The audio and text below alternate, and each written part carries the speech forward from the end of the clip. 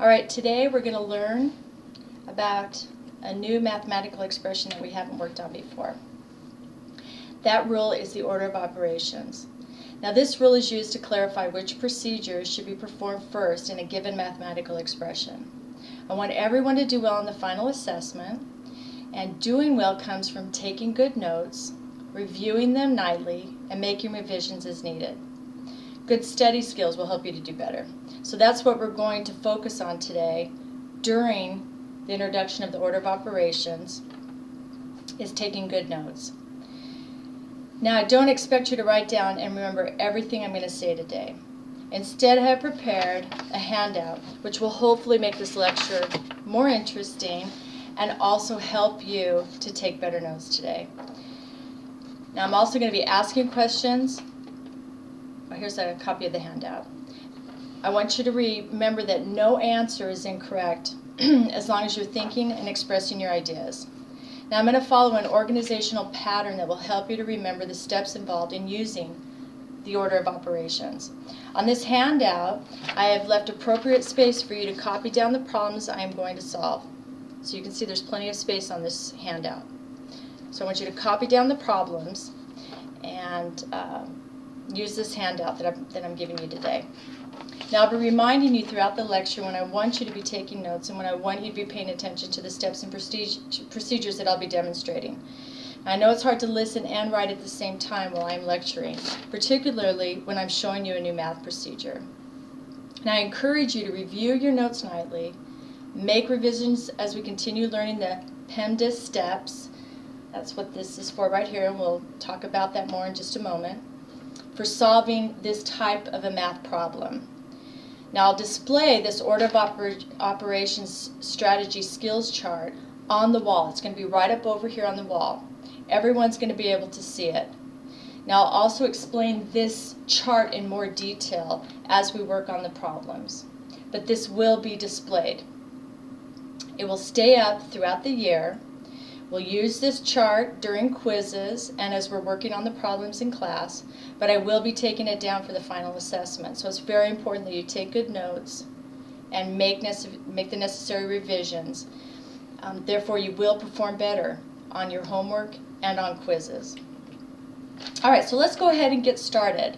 Now I've given you actually I haven't given it to you yet, I'm so sorry. Can you go ahead and take those that I've handed to you and pass them to the left so everybody can have one? I want to make sure everybody has one of these handouts. So go ahead and hand those out. Just pass those along. Pass them behind. Okay, great.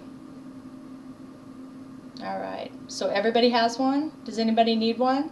Does everybody have their pencil? All right. So you want to do this in pencil so you can erase and make revisions as we need to. All right? Now this rule of order of operations is a way of clarifying which procedure should be performed first in a given mathematical expression. This rule is called the order of operations. Now on this handout are the steps that need to be followed.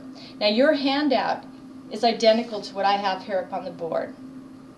All right, so as I'm doing the problems, I want you to write notes, and I want you to write down these problems. So let's go ahead and start with the letters PEMDAS. Abbreviation for that is PEMDAS. Now P stands for parentheses. Now parentheses has many meanings in math. Let me go ahead and go back and use this. Actually, this right here is going to give you a little more detail. I know it's harder to read, but let's go ahead and use this. So like I said, P is for parentheses. That's the first thing you'll do. And parentheses has many meanings in math, but for the order of operations, you do things in parentheses first. Now E stands for exponents. You solve the exponents before you go to multiply, divide, add, or subtract. Then you multiply or divide before you add and subtract. Now in certain circumstances, you're just going to go left to right, but we will explain that as we start solving some problems. All right?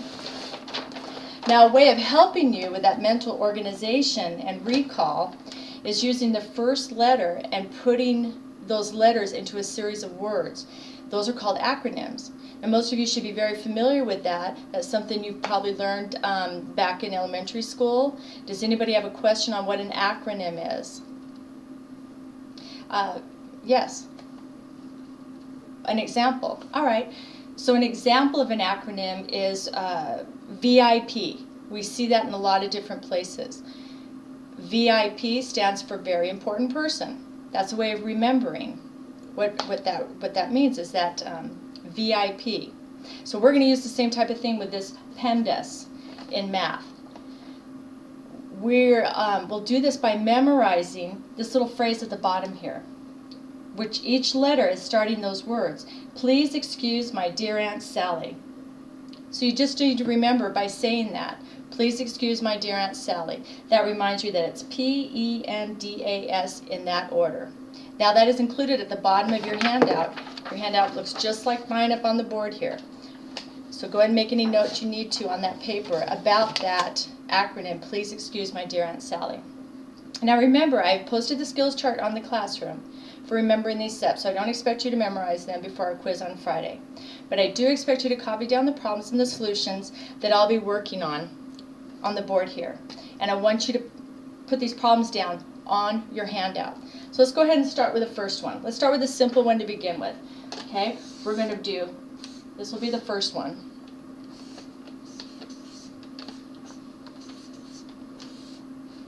All right.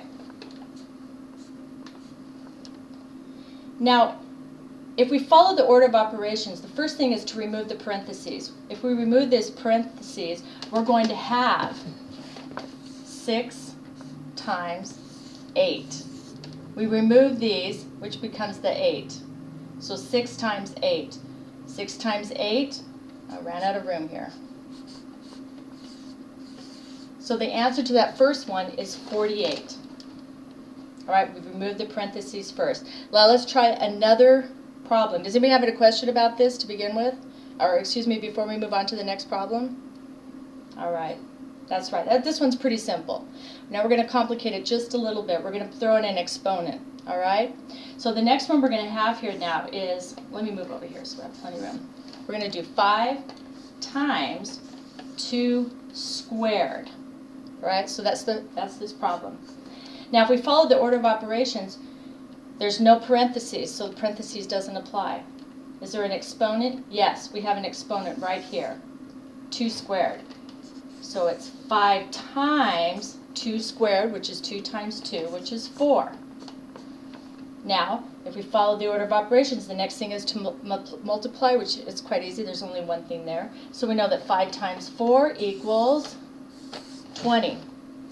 Now I want you guys to have these problems written down on your handout. Make sure and write those down now. Do we have any questions so far about what we've done?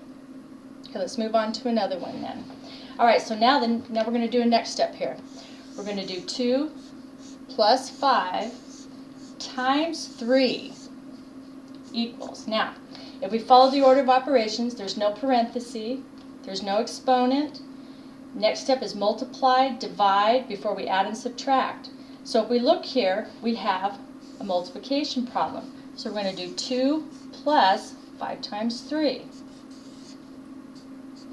Then the next order of operations is to add or subtract. We have addition. 2 plus 15 is 17. So there we've solved that problem now. Any questions on that one? I want to make sure you write that problem down on your handout. All right. No questions. Okay, well you guys are getting this then. All right, so the next, let's do one more problem here. So now we have another problem of 30